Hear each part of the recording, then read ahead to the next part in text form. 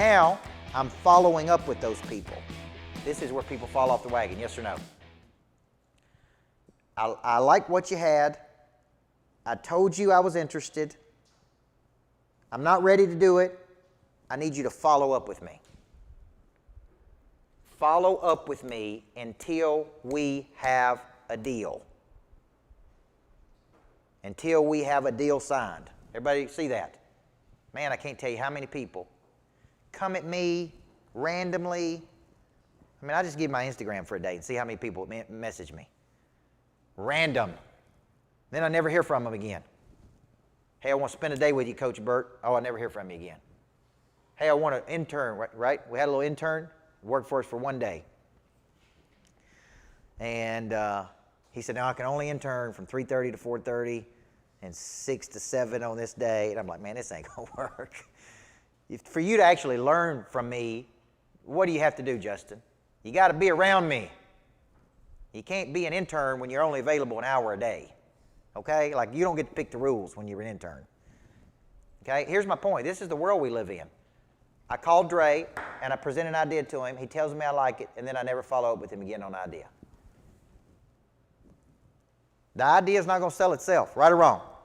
I need to call Dre again and again and again, and then I need to text him about it, and then I need to email him about it, and then I need to send him a video about it, and then I need to follow up, then I need to have somebody else call him. Like I was working a dude today, said, man, I'm signing up for your coaching program right now. He still ain't signed up, I think. So I texted Eric. I said, man, you bang on him. Because I sent it to him via Facebook Messenger. Then I sent it to him via text message. Then I said, Eric, you call him. Keep working him, man. He wants to do it. The dude told me this morning he wants to do it. What happened? What happened to him, Gary? He got distracted. He got busy today. He forgot about it. Now, is it his job to come back to me, or is it my job to stay in his face? Until I get him in the coaching program, it is my job to stay right there in his face. And I can't tell you how many people do a terrible job of this. Okay? And I've seen people on huge deals do a terrible job of follow-up. When I was going to put my Greatness Factory in Nashville, where I was looking at doing it, I asked, could I buy the space? They said, yeah, you can buy it for $4.4 million. Then it's going to cost me $1.6 million to build it out. I said, okay. Let me see if I can work it out. How many times they called me back? Not one time. Now, you would think for $6 million, somebody called me back. Here's another one. When I closed on my house in Florida, the real estate agent made $84,000 of commission. How many times did she call me back, Mike? Never. Not one time. She never even thanked me. No thanks. $84,000 commission. And she never even called me one time to say, congratulations, thank you for this big check. Here's the deal. How many other people could I send her? Don't you think I got friends that want to have houses down there? Don't you think, what do you think I'm going to tell? Oh, go to her. She'll make a good $100,000 off of you and never call you back. It's the kind of woman she is. I ain't going to refer her to anybody. Come on, folks. So my point is, when you think about how people think, the word transaction means to discard.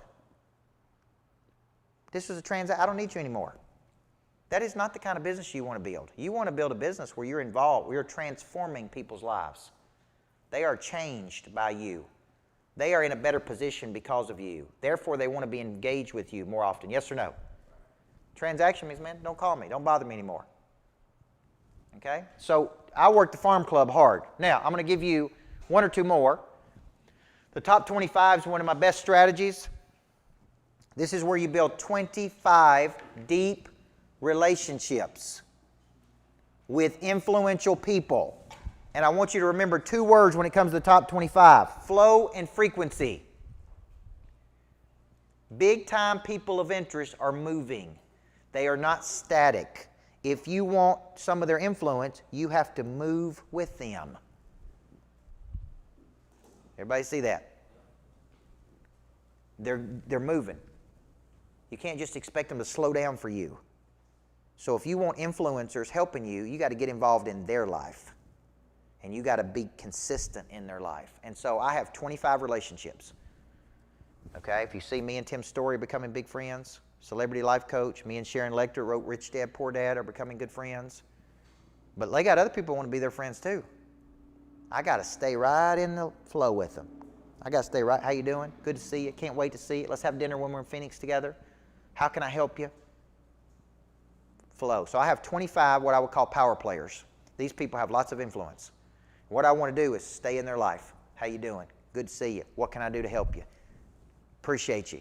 Right? Flow. Because these 25 people can open doors for you like you can't imagine. They can open doors for you. This, if you said, what's the number one strategy you have for making the most money? I'd say it's the top 25. Who's in your room? Who's in your room? And how often do you connect with those people? Okay? Now, I've got a real estate agent here in Murfreesboro that takes me to breakfast every Saturday morning. I got standing invitation. If you want to go to breakfast, Coach, I'll take you every Saturday morning. Why? Because he knows the power of referrals. Right? He's got his team calling me. Coach, we appreciate you. Thanks for using us. Thank you for everything you do. Right? Whole team's involved in this because I'm one of those top 25s for him. So a lot of people get this. Now, if I had to give you one more that I think would be very, very important to grow in your business, I would pick, I'm just going to pick number 5 tonight because I don't talk about this one a lot. The aspirational contact is people that you reach up to, that you aspire to be like one day. They're like your heroes. And when you're around your heroes, they inspire you, activate your prey drive. So I'm always constantly asking, like, how do I get in a room with that dude? How do I learn from that person? How do I get around big time people? Because man, they inspire me when I get around big time people. And if you're in a rut, or you're complacent, or you're bored, all you got to do is place yourself in proximity to great people. And they will activate a drive in you like you can't imagine. They will inspire you to do bigger things on planet Earth. They will open your mind to new possibility. Now, we're live streaming this tonight, and let me tell you why. In 2012, I was at a conference in Riviera Maya, Mexico, with Cardone and his wife, Brad Lee and his wife, Matt Monero and his wife, and I took my wife, Natalie. This is back in the early days, and my wife was not involved in personal development at the time. She wasn't reading books. She wasn't studying things, and I said, we're going to Mexico to this conference. She said, great. I'm going to sit out there all day long and drink margaritas. And I said, no, that ain't how this is going to work. You and me, are going to this conference. After we get coached in the mornings, then we can go out by the pool and drink margaritas.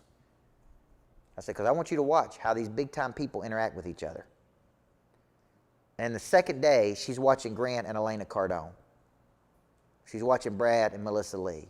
She's watching Matt Monero and Rocky, his wife, these big-time people, how they interact. And she came to me and she said, oh, now I understand.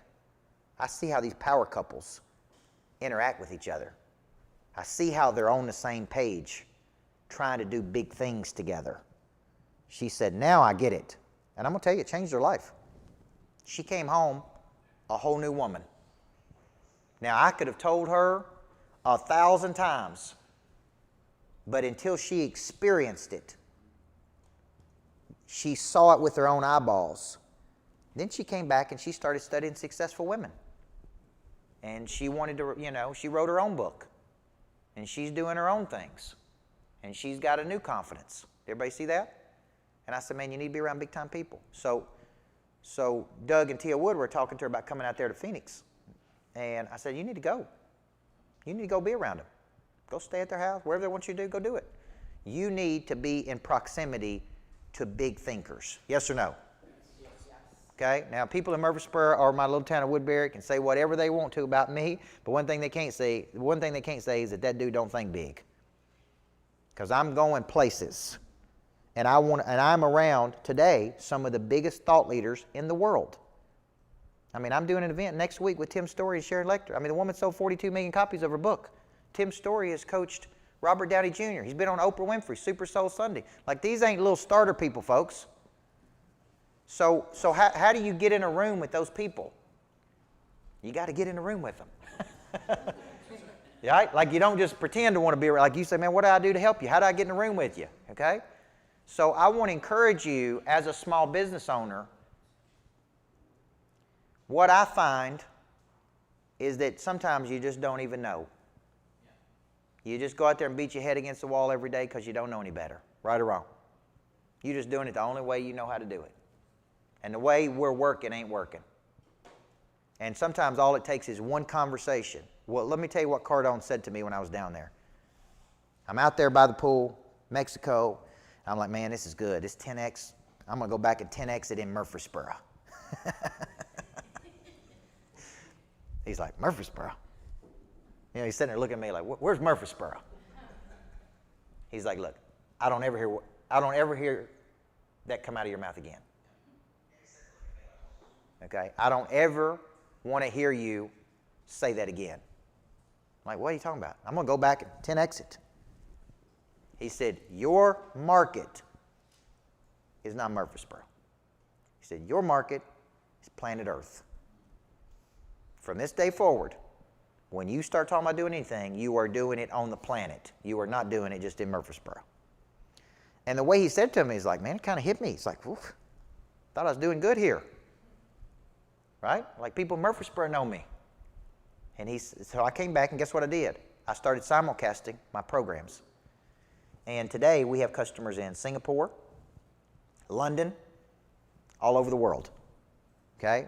Other people watch us. Now, why is that? Because he said to me, you're playing too small, man. Your think is down here. I need you to think up here.